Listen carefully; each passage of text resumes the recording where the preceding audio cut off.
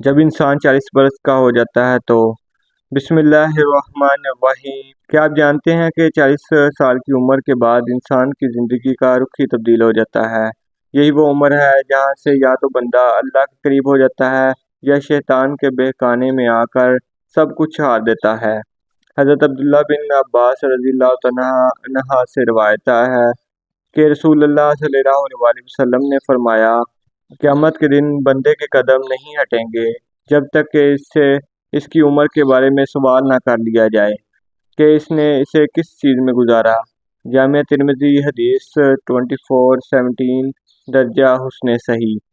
40 سال کے بعد یہ سوال اور بھی سخت ہو کر آ جاتا ہے۔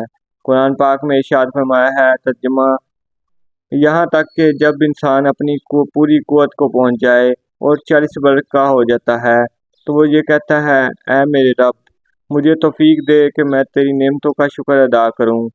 سورۃ الکہف آیت 15۔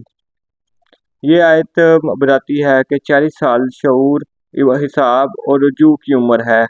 حضرت ابو ہریرہ رضی اللہ تعالیٰ عنہ سے روایت کرتے ہیں کہ رسول اللہ صلی اللہ علیہ وسلم نے فرمایا، اللہ تعالیٰ اس شخص کے لیے کوئی عذر باقی نہیں چھوڑتا جس کی عمر 60 سال تک پہنچ جاتی ہے۔ صحیح بخاری حدیث 6419۔ یعنی 40 سال کے بعد انسان کے پاس واپسی کا سنہری موقع ہوتا ہے۔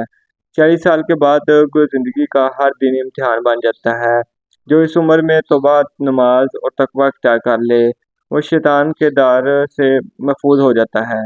کمنٹس میں لکھیں، اے اللہ ہمیں 40 سال سے پہلے اور بعد میں ہدایت پر ثابت قدم رکھ۔ آمین ثم آمین۔ ویڈیو اچھی لگی ہو ویڈیو کو لائک ضرور کریں اور چینل کو سبسکرائب کریں۔